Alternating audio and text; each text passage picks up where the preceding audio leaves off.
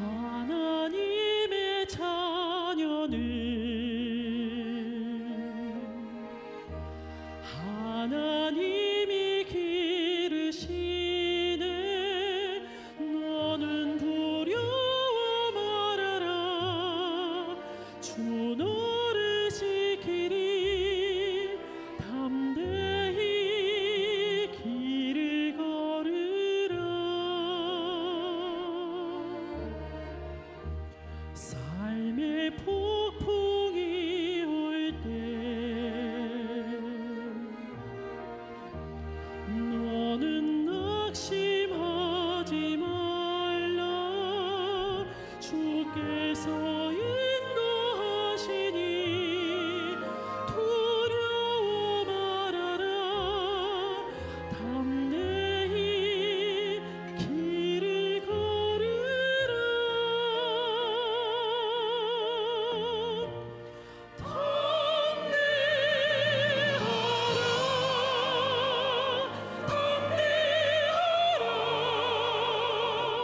주께서 너와 함께하신다. 함께하라.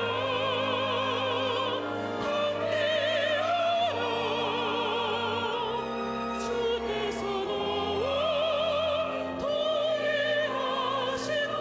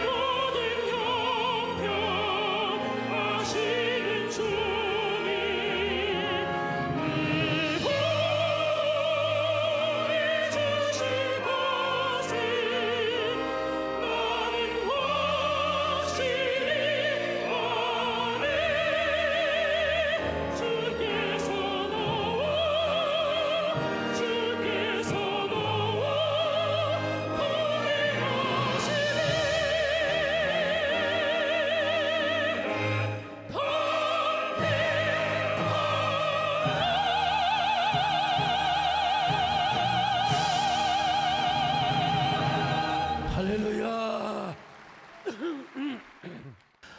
여러분들 가운데 루이 14세를 모르는 분은 안 계실 것입니다. 태양과 같은 권력을 가졌다고 해서 태양왕이라고 부르기도 하였습니다. 5살, 우리나라 나이로 6살의 황제 즉위를 한 사람입니다. 그리고 72년간이나 통치를 하였어요. 그가 성인이 되어서 어느 날 친구 집에 놀러 갔는데 자기 친구 집이 자기 궁궐보다 더 커버려요. 그리고 친구 부인이 얼마나 이쁜지 절세 가인이었어요. 그는 친구에게 열등감을 느끼고 시기 질투를 하기 시작했습니다.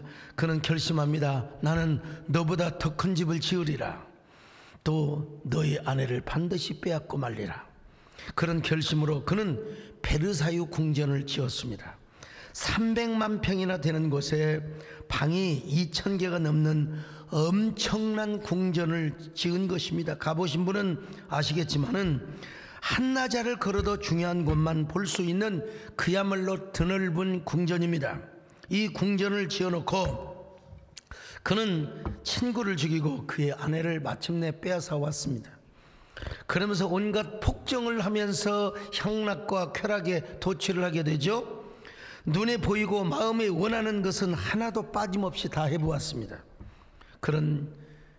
결국 그는 더러운 성병에 걸려서 죽고 말지요.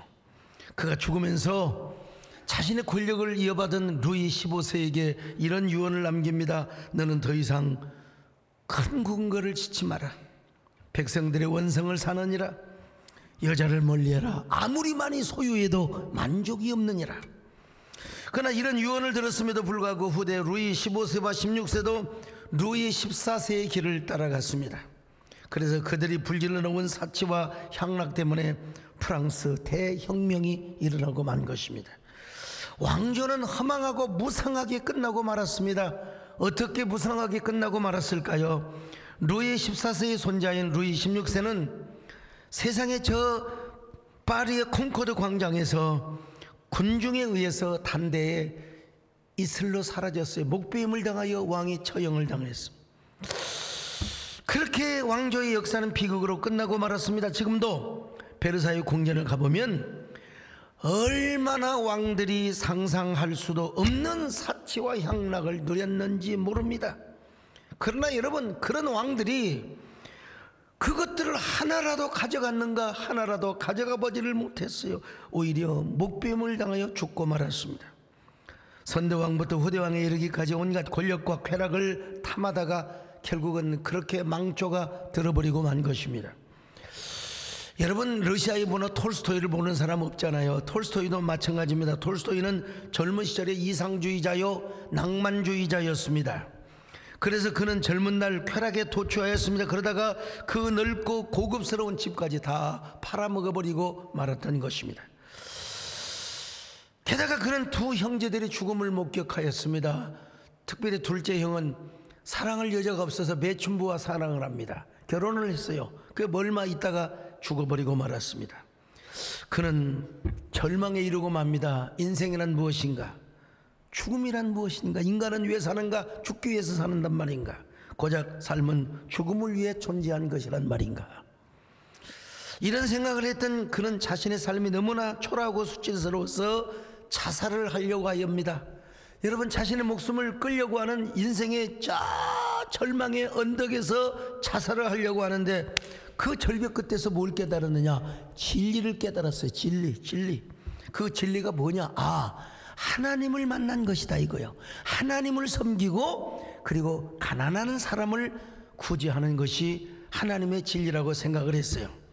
그리스도를 예수로 믿고 예수 그리스도를 구주로 믿고 하나님의 사랑을 실천하는 것이 그것이 진정한 진리라고 생각을 했습니다. 바로 이 진리를 죽음의 문턱에서 깨달았던 것입니다.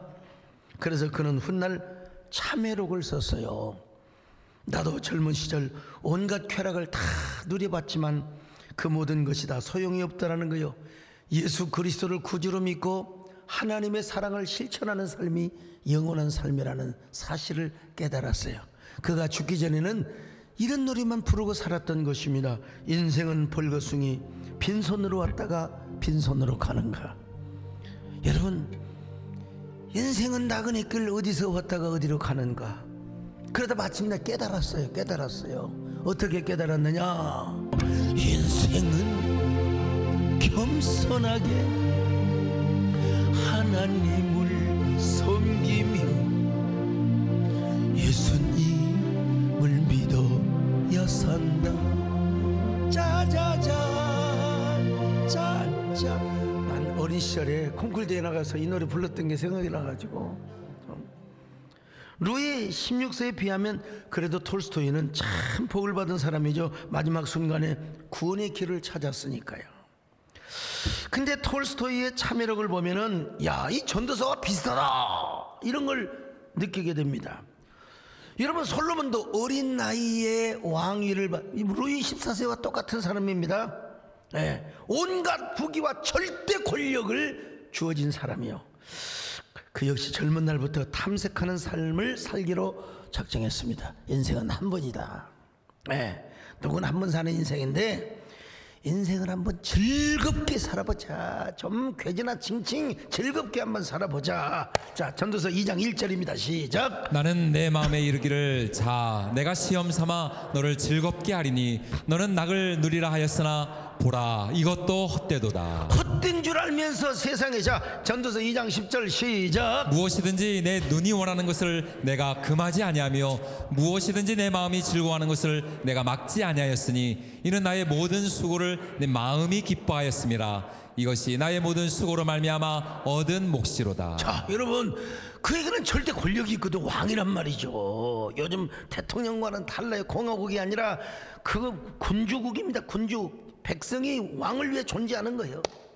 그러니까 그래, 그가 보고 듣고 생각하는 걸 다 하고 싶었어요. 에피큐리안 쾌락주의자가 된 것입니다. 먼저 그는요 스스로 웃는 삶을 살기를 원했습니다. 아주 스스로 기뻐하는 삶을. 자, 2장 2절을 같이 보실까요? 시작. 내가 웃음에 관하여 말하여 이르기를 그것은 미친 것이라 하였고 희락에 대하여 이르기를 이것이 무슨 소용이 있는가 하였노라. 자, 나중에 그랬지만 미친 짓을 하고 살았던 것입니다. 미친 짓을요. 밤마다 낮이면 낮마다 뭘 했느냐? 연회를 즐기며 살았습니다. 전도서 2장 3절 시작. 내가 내 마음으로 깊이 생각하기를 내가 어떻게 하여야 내 마음을 지혜로 다스리면서 술로 내 육신을 즐겁게 할까? 또 내가 어떻게 하여야 천하의 인생들이 그들의 인생을 살아가는 동안 어떤 것이 선한 일인지를 알아볼 때까지 내 어리석음을 꼭 붙잡아 둘까 하여. 여러분, 일반적으로 술을 먹으면 어떻습니까? 우리 김재일 장로님, 술을 드시면 기분이 좋아요? 기분이 나빠집니까? 기분이 좋아지죠. 혀가 꼬부라지면서 목사님 저 김재일 장로예요. 술을 드시진 않지만 일반적으로 술을 먹으면 기분이 좋아져요. 그래서 솔로몬이가 술을 먹고 어떻게든지 그냥 연애를 즐겼어요. 나라가 태평해요. 다윗 왕 때 싸울 수 있는 사람 130만 명이라면 솔로몬 때는 더 했으면 더 했지 적어지진 않았을 거란 말이죠. 하나님의 성전도 다 지어놨겠다. 이제 아버지 유언도 다 들었겠다. 그래서 날마다 연회를 즐겼는데 그 연회에 쓸 그릇들이 뭐냐면 금그릇이요. 금그릇. 자, 열왕기상 10장 21절을 같이 봅니다. 시작. 솔로몬 왕이 마시는 그릇은 다 금이요 레바논 나무궁의 그릇들도 다 정금이라. 은기물이 없으니 솔로몬의 시대에 은을 귀히 여기지 아니하니. 은은 이거 아무것도 아니에요. 여러분 좀 귀한 분들에게 은수저 선물하고 그러잖아요. 은은 그건 가치도 없어요. 전부 다 금이야, 금. 여러분, 금잔을 가지고 술을 마시면, 난 아직 금잔 가지고 술을 마셔본 적도 없고 술도 못 마십니다만은, 술 마실 때 어떠세요? 우리 장로님들 옛날에 지금 말고 술 마실 때 종이컵에다 마셔요? 유리잔에다 마십니까? 성원주 장로님, 좋은 와인 종이컵에 마시면 그 미친 사람이죠. 그럼 말이 안 되죠? 종이가 흡수 다 해버리죠? 그렇죠? 예. 여기서 아멘을 피우는 까지는 없는. 저분은 와인 소믈리에거든요. 와인 교수님이세요. 근데 세상에서도 여러분 그런 노래가 있지 않습니까? 서로 부딪히며 술을 술잔을 부딪히며 찬. 혹시 모르세요? 꽤 유명한 노래인데, 여러분 술을 마셔도 유리와 유리 사이에 찬. 근데 솔로몬은 유리잔이 아니라 금잔을 부딪히며 쨍 했을 거 아니겠습니까? 연회에 들어가는 음식이 얼마인 줄 아세요? 자, 밀가루 90석으로 음식을 만들었어요. 90석으로.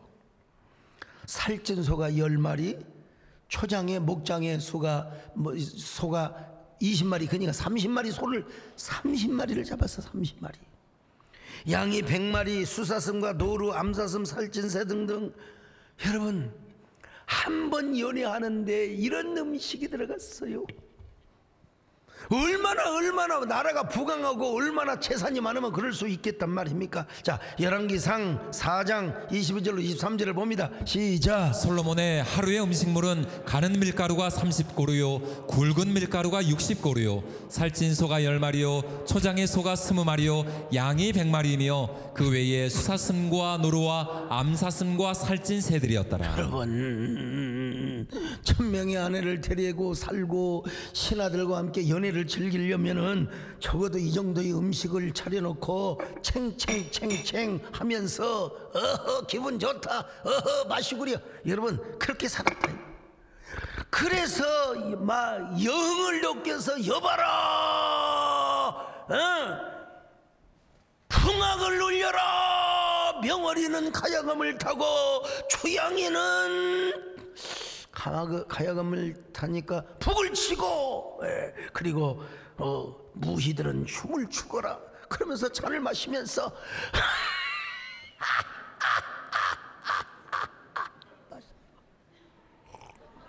이건 물입니다, 여러분요.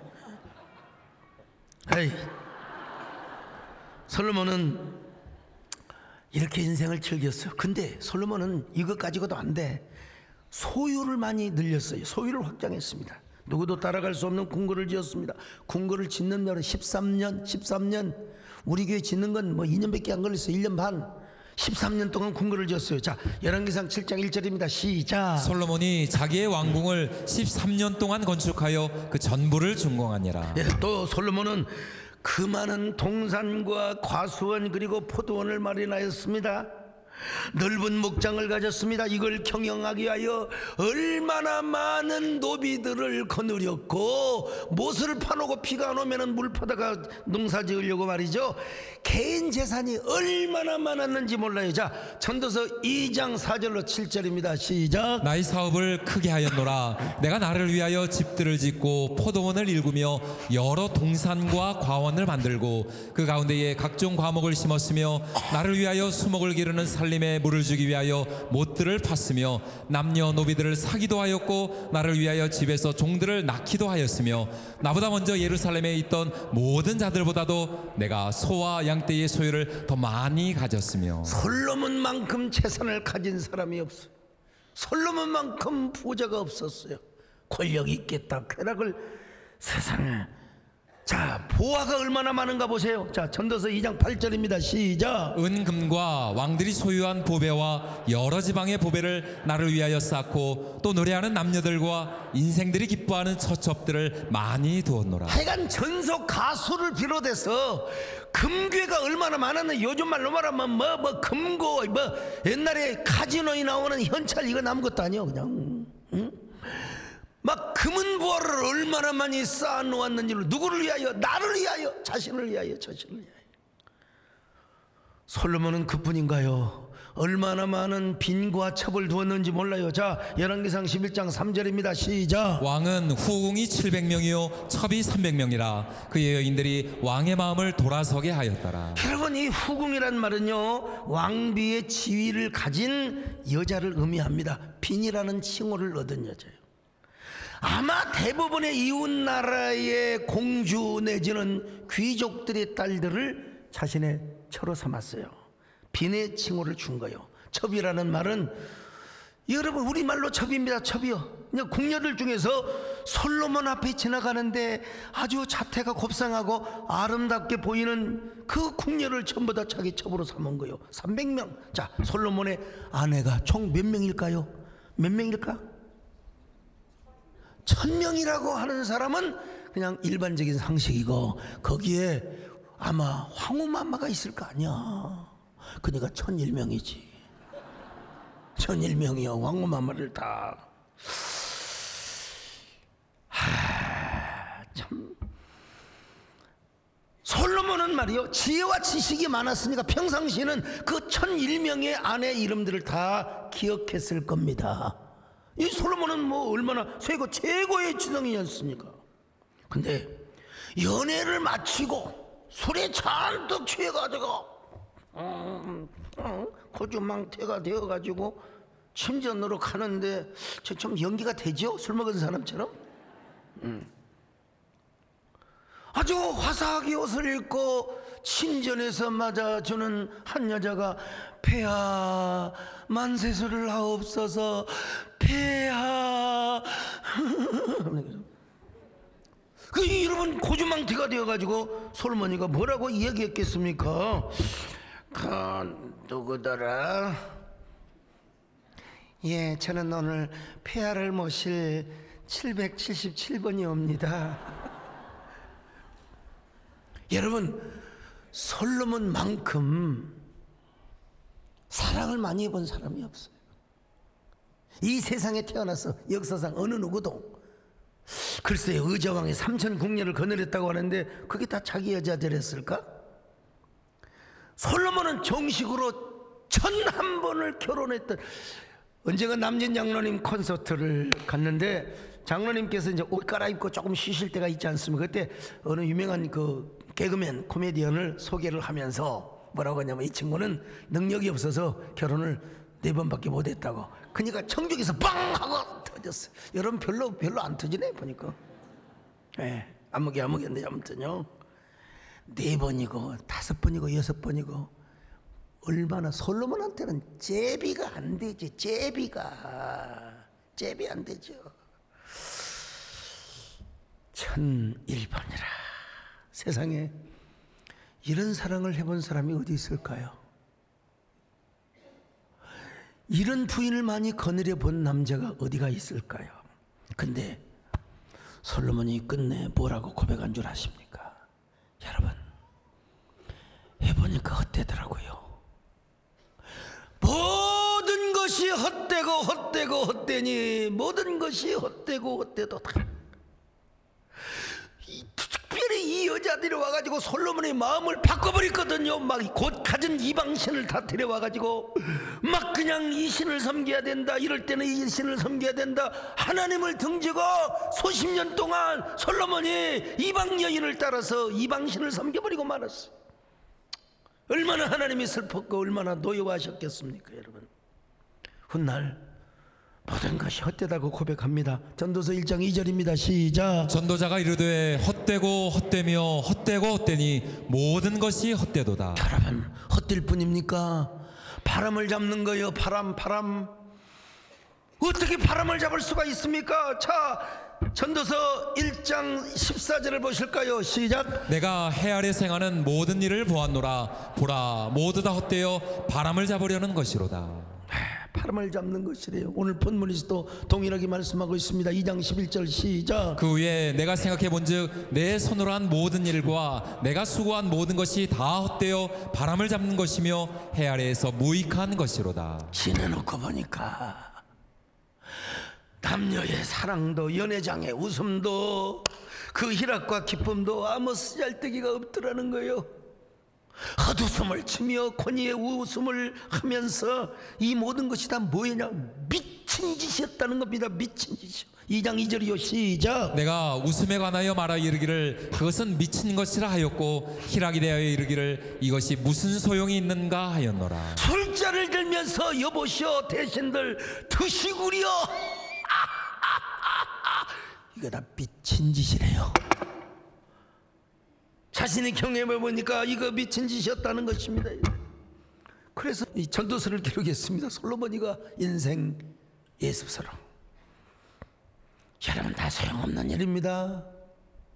부질없는 일이었습니다. 그 모든 것들은 바람을 잡고 뜬구름을 잡는 일이었습니다. 그럼에도 불구하고 여러분, 나처럼 살아서는 안 됩니다. 지금 솔로몬이 하는 얘기입니다. 지금 나처럼 여러분들이 탐색하며 살아가고 있지는 않습니까? 여러분은 무엇을 탐색하며 살아가고 있습니까? 내가 지금 전도서를 기록해 놓았는데도 이 말씀을 들으면서 밤이면 저 불을 향하여 무조건 그냥 날아대는 정신 못 차리고 미친 듯이 날갯짓을 저 불나방처럼 말이죠. 여러분은 그 인생을 무엇을 탐색하며 살아가고 있습니까? 지내놓고 보니까 다 베니티하고 헛되고 허무한 것인데, 여러모로 나처럼 살아면 안 됩니다. 나처럼 젊음의 빈노트에 타락이라고 하는 지저분한 낙서를 써서는 안 됩니다. 욕망과 탐욕의 역사를 기록해서도 안 됩니다. 여러분은 젊을 때 하나님을 섬기는 것이 가장 큰 복입니다. 하나님을 만난 것이 최고의 복입니다. 예수 그리스도를 만나시기를 바랍니다. 내 이야기가 아니면 솔로몬을 대신해서 내가 여러분에게 솔로몬의 이야기를 지금 해주고 있는 것입니다. 여러분, 그렇습니다. 젊을 때 하나님을 섬기는 것, 이보다 큰 축복이 없습니다. 젊을 때 예수 그리스도를 만나고 그분을 위하여 일하고 섬기는 것이 우리의 최고의 복임을 믿습니다. 여러분 평생에 가장 잘한 일이 뭐냐? 예수 그리스도를 주님으로 섬기는 것입니다. 주님으로 모시는 것입니다. 믿어지면 아멘 하시기 바랍니다. 나의 평생 가장 복된 일이 내가 예수님 만난 것이라. 나의 평생 가장 잘한 일이 내가 예수님 것이라. 이 세상 살 동안 내가 걷는 길이 때론 험해져서 넘어질 때 주의 강한 손이 나를 붙드시고 나는 예수님 주로 섬기면서 나는 주를 섬기는 것에 후회가 없습니다. 내가 걸어온 모든 시간 다 주의 것이 내가 걸어갈 모든 날도 주만 섬기며 살리 오직 예수 이름 부르며 살아가리라. 이것이 너의 간증이요 이것이 너의 찬송일세. 낯서는 동안 끊임없이 그주를 찬송. 자, 솔로몬의 말을 직접 한번 들어보십시다. 전도서 12장 1절입니다. 시작. 너는 청년의 때에 너의 창조주를 기억하라. 곧 군관 날이 이르기 전에 나는 아무 낙이 없다고 할 해들이 가깝기 전에. 여러분, 젊을 때 창조주를 기억하고 섬기는 것이 가장 복이라는 거예요. 104세를 살고 계시는 그 김영석 교수님 언젠가 글을 쓰셨더라고요. 보니까 나이가 90이 넘어가니까 이제는 내 뜻대로 몸이 움직여지지 않는데요. 그냥 지팡이를 짚고 내 정신이 지배하는 거지 절대로 육체가 내 맘대로 되지 않더라는 거예요. 그러니까 여러분, 젊을 때 한 살이라도 젊을 때 운동도 많이 하시고 건강도 하시지만 여러분 하나님을 잘 섬기시기를 축원합니다. 결론에서 전도서 12장 13절에서 이렇게 말씀하고 있잖아요. 읽습니다. 시작. 일의 결국을 다 들었으니 하나님을 경외하고 그의 명령들을 지킬지어다. 이것이 모든 사람의 본분이니라. 모든 사람의 본분이 무엇이냐? 하나님의 말씀을 잘 듣고 경외하며 그리고 그 명령들을 지킬지어다. 여러분, 일기 쓰고 사십니까? 일기는 쓰는 게 좋습니다. 일기를 안 써도 여러분의 마음에는 다 빈노트가 있어요. 그 빈노트에 뭔가를 기록하며 살아가는 사람이에요. 우리의 전두엽에다가 여러분들은 많은 것들을 기억하고 살아가는 사람들입니다. 여러분의 빈노트에다가 여러분은 무엇을 쓰고 살아가십니까? 뭘 그리고 살아가십니까? 나 이런 말씀을 드리다 보면 이런 노래가 생각이 납니다. 나 청년 시절에 많이 들었던 노래인데요. 내 젊음의 빈노트에 무엇을 써야 하나? 내 젊음의 빈노트에 무엇을 채워야 하나? 아, 우리 원도 집사님 이 노래 아세요? 옛날 노래이긴 하지만 여러분 제 또래에서 조금 한 10년 후배까지 이 노래 모르는 사람 없을 거예요. 이 노래 모르실까요?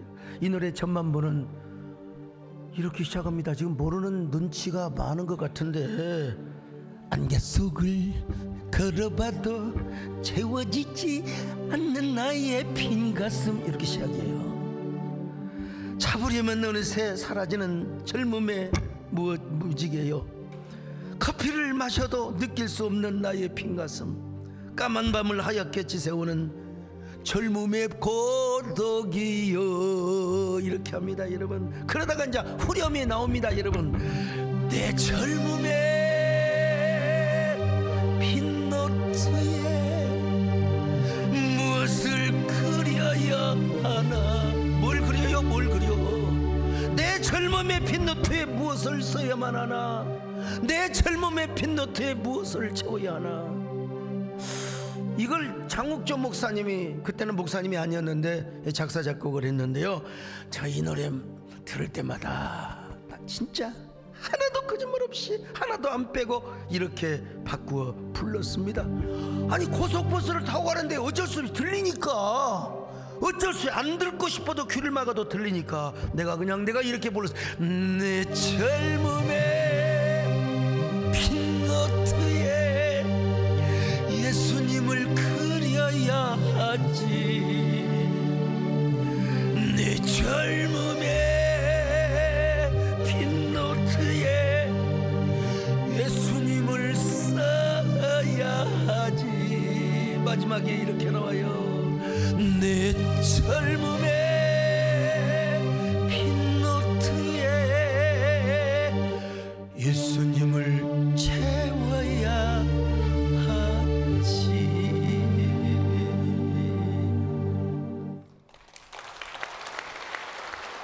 여러분, 이 톨스토이가요 자신의 인생의 빈노트를 쫙 펼쳐보니까 쾌락의 낙서, 죄악의 낙서, 슬픔의 낙서만 기록을 했어요.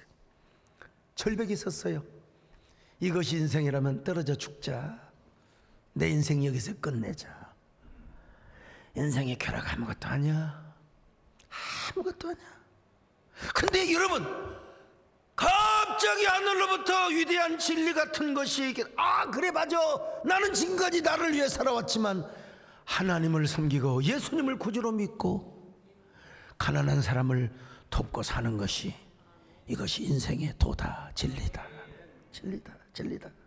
그래서 여러분, 그는 참회록을 썼어요. 참회록. 오늘 우리도 마찬가지입니다. 무엇을 탐색하며 살아가고 계세요? 뭘 탐색하십니까? 자동차를 탐색하십니까? 내가 어떤 차를 지금 새로 바꾸려고 하는데 그래도 국산차보다는 중고차 벤츠를 사자. 뭘 탐색하고 여러분 살아가고 계십니까? 여러분, 우리의 삶의 탐색의 대상이 나를 위한 기쁨, 쾌락, 욕망의 어떤 늪, 이런 것으로 여러분 우리가 빠져 있으면 안 됩니다. 먼저 우리는 누구부터 탐색해야 되느냐? 인문신답 시리즈 아닙니까? 하나님을 향하여 탐색하시기를 축원합니다. 하나님은 어떤 분인가? 하나님은 왜 이렇게 우리를 사랑하신단 말인가? 하나님은 얼마나 우리를 사랑하셔서 예수 그리스도를, 하나밖에 없는 아들을 이 땅에 보내셔서 십자가에 죽게 하신단 말인가? 그토록 왜 나를 사랑하신단 말인가? 이런 걸 탐색해야 돼요. 먼저요. 왜 날 사랑하나? 왜 날 사랑하나? 왜 주님 갈보리 가야 했나? 왜 날 사랑하나?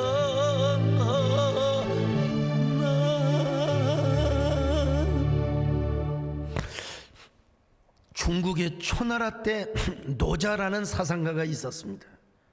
당대 최고의 현자요, 학자였습니다. 얼마나 현자였느냐면 공자님도 가서 노자에게 한 수를 배웠을 정도로 위대한 사상가였습니다. 그 지혜와 그리고 그 총명함으로 무슨 책을 썼느냐? 도덕경이라는 책을 썼습니다. 그는 한평생 진리의 근원을 찾았습니다. 그런 그가 뭘 찾았느냐? 바로 도를 찾았어요. 도. 그 도가 뭔 줄 아십니까? 일반 사람들은 자연의 이치다, 자연의 섭리, 자연의 순리, 이렇게만 이해를 하고 있는데, 조금 더 유식하게 얘기한다면 형이상학적인 우주의 본체, 이게 노자가 말하는 도사성입니다. 도사성. 그의 도덕경을 보면은 야, 정말 사유가 깊다, 정말 대단하신 분이다, 우리 인생을 살아가는데 얼마나 많은 깨우침을 주고 얼마나 많은 지혜를 준단 말인가. 그런데 이제 아쉬운 것은 제가 아무리 책을 쳐다봐도 하나님의 사랑, 우리 인간의 죄와 죽음의 문제를 해결해 주는 구절이 한 구절도 없어요. 하나님의 사랑, 예수 그리스도의 구속에 대한, 물론 예수님 이전에 나온 인물이긴 하지만은 그런 의미에서 우리는 얼마나 감사한지 알 수가 없습니다. 하나님의 은혜로 우리가 하나님의 사랑을 알게 되었으니 얼마나 감사합니까? 하나님의 은혜를 알게 되었으니 얼마나 감사합니까? 우리가 하나님의 아들 예수 그리스도를 만나게 되었으니 얼마나 감사합니까? 여러분 정말 생각해 보세요. 우리가 예수 안 믿었으면 어떤 사람이 되어 있을까? 오늘 지금 무슨 짓을 하고 뭘 놀고 있을까? 여러분 저 자신은 그렇게 더 생각하지 않을 수가 없죠. 제가 네이버 블로그를 보니까 신학교 때 저를 가르쳐 주셨던 김한식 교수님께서 저에 대한 한 시를 올려놓으셨더라고요. 제목은 화판시인이라. 지리산곡 애동파 면학이습 요세상 근본지도 지천명 부지기독 하영생이라. 지리산 계곡의 소동파의 후에는 부지런히 배우고 익혀서 세상사례를 꿰뚫어 보았노라. 근본의 위치는 천명을 아는 것이기에 그리스도를 모른다면 어찌 영원한 삶이 있으리요, 이런 뜻이요. 우리 김한식 목사님께서는 저를 소동파의 후예로 보신 거예요. 근데 그 중국의 소가와 우리 나라의 소가는 다릅니다.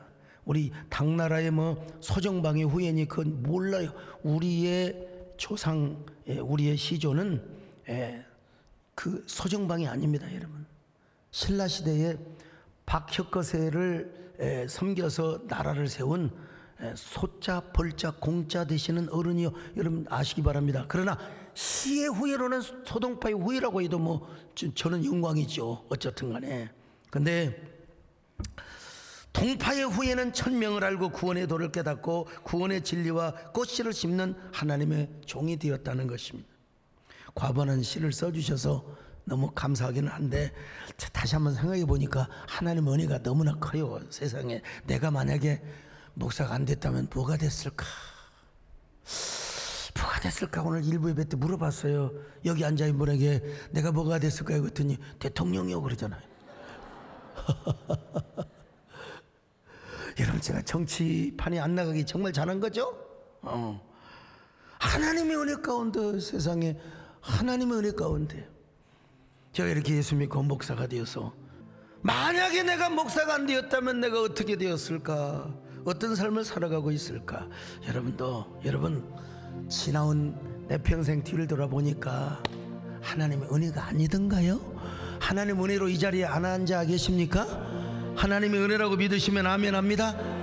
구원의 도를 아시는 분은 아멘합니다. 주의 은혜라고 믿으시면 할렐루야. 주의 은혜라, 주의 은혜라, 내 평생 살아온 길. 주의 은혜라, 주의 은혜라, 더 없는 사랑. 달려갈 길 모두 마치 주 얼굴 볼 때 나는 공로 전혀 없도다 오직 주의. 저는 이따금씩 혼자 생각할 때마다 내가 만약에 목회자가 안 되었다면, 만약에 그리고 내가 혹시라도 술을 가까이 할 수 있는 체질이었다면 아마 밤무대 야간 없어. 그래서 우리 남진 장로님도 초청하고 돈 많이 드릴 테니까 원도 집사님도 초청하고. 왜냐면 제가 야행성이 아주 강한 사람입니다. 저녁이 되면 환장하고 새벽이 되면 헤매는 사람이거든요.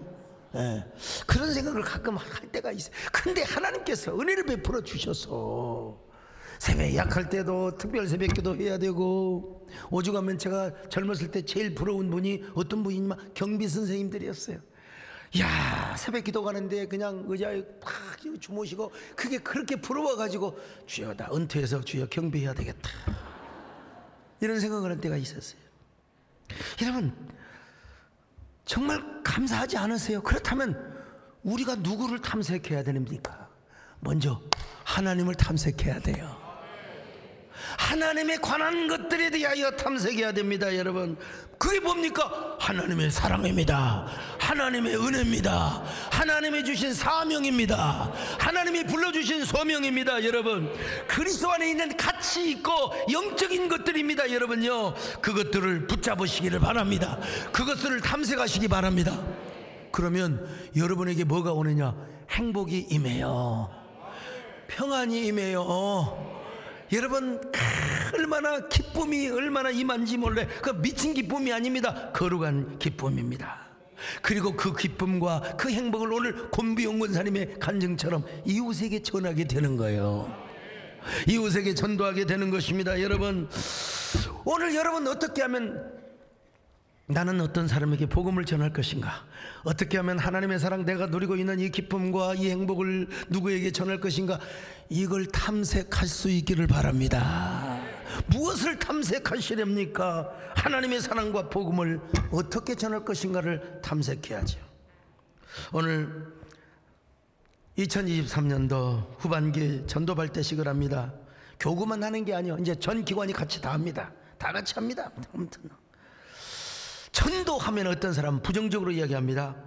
목사님, 기독교가 개독교라는 소리를 듣고 있는데 어떻게 전도를 합니까?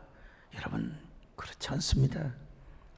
전도의 시대는 같다는 이야기를 해서는 절대로 안 됩니다. 여러분, 그거는 뭐냐? 사탄이가 가져다 준 패배의식, 패배주의를 말하는 거예요. 지금도 절간의 주지스님이 회개하고 예수를 믿는 방송에 TBS나 CTS 나오잖아요. 무당이 전도를 받아 교회 나오는 일들이 벌어지고 있지 않습니까? 여러분, 전도의 시대는 우리 새 에덴 교회와 함께 불타오르게 될 것이다. 나 이렇게 확신합니다. 여러분, 그래서 여러분들이 그러기 위해서 다시 예배로 하나가 되고 기도로 하나가 되고 전도로 하나가 되어서 원세된 그레이 처치, 원세된 그레이 처치, 한번 다 함께 외쳐봅시다. 오른손을 들고 자차 외칩니다. 시작. 원세된 그레이 처치. 메리 굿. 여러분, 코로나 시기에 얼마나 많은 사람들이 상처를 받았습니까? 제일 손해본 것이 어디냐? 교회입니다. 아이고, 세대교회는 이렇게 많이 모이지 않습니까? 아직도 상흔이 있습니다. 우리 교회도 여러분요, 100%가 아니에요. 이제는 이번 전도를 통해서 120%, 150% 이상 부흥의 역사가 임할 수 있어야 됩니다. 그런 은혜가 있기를 바랍니다. 그러기 위해서는 우리가 나서야 됩니다. 우리가 나서야 됩니다. 우리가 나서야 돼요. 한 살이라도 젊을 때, 한 살이라도 젊을 때 하나님의 사랑을 전해야 됩니다. 그리스도의 십자가의 복음을 전하며 살아가셔야 됩니다. 한 살이라도 젊을 때 하나님의 사랑을 전하고 예수 그리스도의 복음을 전하는 저와 여러분 되시기를 바랍니다. 아이고, 구경거리 강 건너 구경한다 생각하지 마시고 절대로 우리도 함께 참여하여서 누구를 데려오든지, 이번에 황영원 장로님 아드님 결혼식에서 저한테 고맙다는 얘기도 해서 감사하는데 거기 왔던 손님들 데려오세요. 여러분, 옛날에 구민동에서 목회할 때 성남에서 나와선 장로님 저 전도 대상자 이름을 쓰라고 했더니 정다방 레지 대상자, 탐구 대상. 그래서 여러분을 통하여 더 많은 사람이 하나님의 사랑을 깨닫고 하나님께 돌아오는 구원의 역사가 많이 나타나시기를 축원합니다. 아멘. 그대가 많이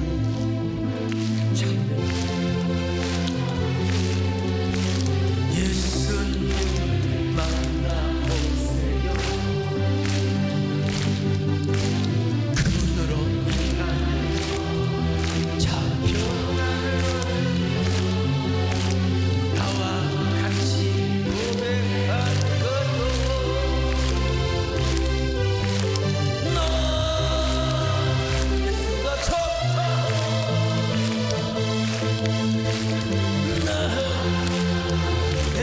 좋다고 주를 사랑한다고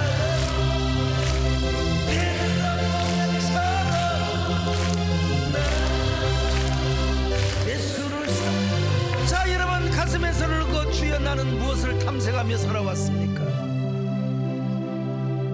내 안에 솔로몬이 있고 내 안에 톨스토이가 있고 내 안에 루이 16세 14세가 있지는 않습니까? 주님, 이제 전도서 예습서를 통하여 다시 한번 탐색의 대상을 바꾸게 하여 주옵소서. 하나님과 하나님에 관한 것들을 탐색하게 하여 주옵소서. 행복의 가치들을 추구하게 하여 주옵소서. 그리고 나의 행복과 기쁨을 전달할 수 있는 대상을 찾게 하여 주옵소서. 여러분, 하나님 우리를 얼마나 사랑하셨습니까? 우리가 무슨 은혜로 이렇게 이 자리에 앉아서 예배를 드리고 있단 말입니까? 하나님의 은혜입니다.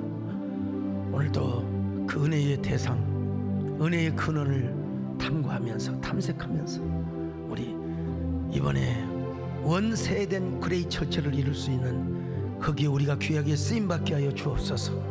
그런 기도를, 여러분, 그런 다짐의 기도를 한순간 하나님께 속삭이며 하시기를 바랍니다.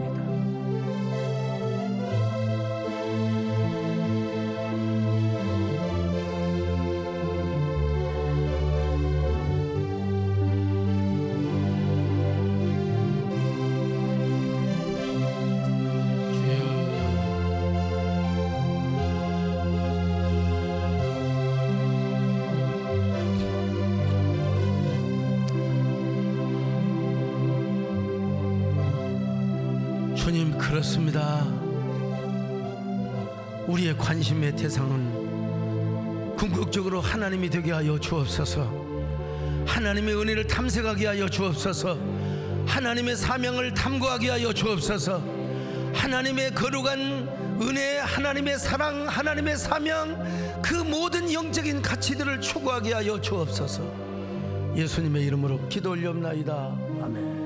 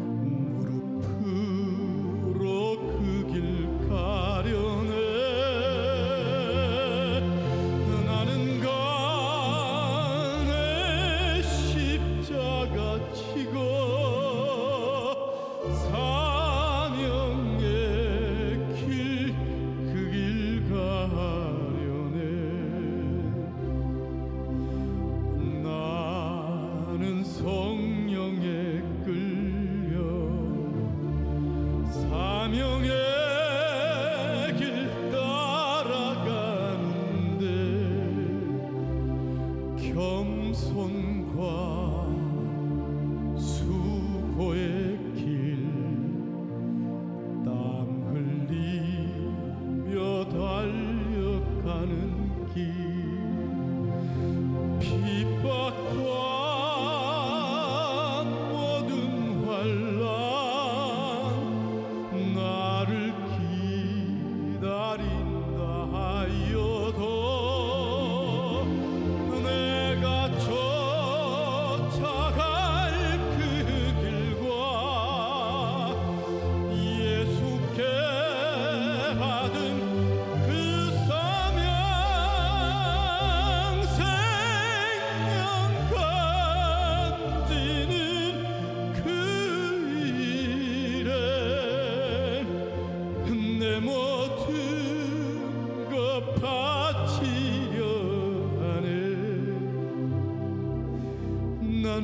가는 사명의 길 엎드려 그 길 가려네 나는 가네 십자가 지고 사명의 길 그 길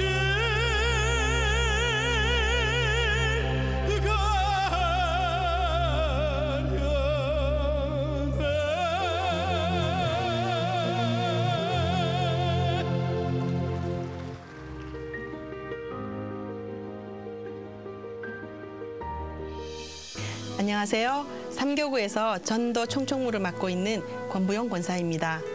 전도가 제 삶의 기쁨이라고 말하는 저를 이해하지 못하는 시선들이 참 많았습니다. 하지만 저는 매주 전도한 분들을 모시고 함께 예배를 드릴 때가 가장 행복합니다. 특히 일부 예배를 드리고 교회 식당에서 국밥 한 그릇을 맛있게 드시는 어르신들을 볼 때마다 마치 예수님께 식사를 대접하는 것 같은 감동을 느낍니다. 매주 다양한 사람들을 전도 대상자로 만나지만 노방전도를 할 때마다 힘없이 탄천을 오가시는 어르신들을 보면서 하나님의 사랑이 가장 필요한 분들이라는 생각이 들었습니다. 연세가 있으신 어르신들은 전도도 어렵지만 교회로 직접 모시고 와서 함께 예배를 드리는 시간이 매우 중요합니다. 그래서 예배를 드린 후에도 식사 교제를 함께하며 말씀의 은혜를 함께 나누었습니다. 전도를 하면서 제가 깨달은 지혜가 있는데 어르신들의 말은 가끔 반대로 해석해야 할 때가 많다는 것입니다. 전도지를 나누어 주면 제게 절대 따라오지 말라고 하시지만 저는 계속 따라가며 전도를 합니다. 절대 따라오지 말라고 하시면서도 힐끔힐끔 뒤돌아보시는 모습에서 저는 또 용기를 얻고 계속 따라갑니다. 그렇게 어느새 그 어르신들은 지금 저와 함께 예배를 드리며 사랑의 하나님을 만나고 계십니다. 솔직히 전도를 하면서 무시를 하거나 화를 내시는 분들을 만나면 상처를 받기도 하지만 그분들이 하나님을 만났을 때의 기쁨이 더 크기에 저는 전도를 계속할 수가 있습니다. 제가 여유가 있거나 삶이 형통해서 전도를 하는 것이 아닙니다. 제가 하나님을 의지하고 모든 것을 맡길 때 그리고 제가 전도의 사명을 감당하고 있을 때 하나님은 제 삶을 책임져 주셨습니다. 그래서 전도를 하는 도중에 급한 일이 생겨도 당장 내가 가서 그것을 해결할 수 있는 것이 아니라면 저는 전도의 현장에 남아 계속 전도를 했습니다. 감당할 수 없는 복잡한 일들이 전도를 마치고 난 후에 신기하게 해결되는 하나님의 은혜를 저는 참 많이 경험했습니다. 그래서 내 능력보다 더 크신 하나님의 능력을 의지하며 전도의 현장을 지키며 사명을 감당했습니다. 저희 삼교구는 매주 화목 토요일에 탄천에서 노방전도를 하고 있습니다. 토요 노방전도는 많은 직장인들과 남선교회가 함께 참여하고 있는데 하나님은 거룩한 전도의 열정에 풍성한 전도의 열매로 응답해 주셨습니다. 그렇게 전도의 열매로 교회 첫 예배를 드리는 분들은 교구 블레싱팀의 섬김을 받습니다. 예배 전 환영과 예배 후 식사와 티타임, 안전한 귀가까지 교구와 밀착된 관계를 통해 교회 정착에 큰 도움이 되고 있습니다. 늘 같은 시간 같은 자리에서 무거운 테이블을 차에 싣고 이동하는 우리 전도팀을 지켜보던 한 어르신이 집이 가까우니 전도 테이블을 본인이 담당하시겠다고 했습니다. 그리고 전도 시간마다 미리 테이블을 펼쳐놓고 기다리셨습니다. 그런데 얼마 후 폭우에 집이 잠길 뻔했는데도 전도 테이블을 언약궤를 모시듯 침대 위로 올려서 끝까지 젖지 않게 하셨습니다. 집안의 돈과 물건들이 물에 잠기는데도 개의치 않으셨다는 이야기를 듣고 죄송하고 고마워서 눈물이 났습니다. 결국 터전을 잃어버린 그 어르신을 위해 정말 간절히 중보기도를 했는데 놀랍게도 하나님은 큰 비를 걱정하지 않아도 되는 깨끗하고 좋은 집을 선물로 주셨습니다. 세상에서 소외되고 외로운 어르신들이 처음에는 마음을 열지 않았지만 전도가 된 후에는 오히려 예수님을 닮은 따뜻한 사랑을 저에게 주셨습니다. 특히 이 시간을 통해 예배 후 새 가족들을 모시고 7층 식당을 올라갈 때면 예수님을 대접하듯 따뜻하고 친절하게 맞아주시는 식당 봉사자분들께 진심으로 감사드립니다. 제 수첩에는 지난 10년간 만난 전도 대상자 수백 명의 인적사항과 연락처가 빼곡히 적혀 있습니다. 언젠가는 제 수첩에 적힌 모든 분들이 우리 교회를 꽉 채우기를 소망합니다. 지금도 제 삶에 고난이 없는 것은 아니지만 하나님께 모든 것을 맡기고 전도라는 사명의 자리를 지킬 수 있도록 설교를 통해 은혜 주시고 전도의 사명자들을 격려해 주시는 소강성 목사님께 감사드립니다. 끝으로 전도의 동력자로 저를 외조해 주는 남편 엄경룡 집사를 비롯하여 3교구 식구들 그리고 새해된 전도단과 합력하여 선을 이루게 해주신 하나님께 모든 영광 올려드립니다. 감사합니다.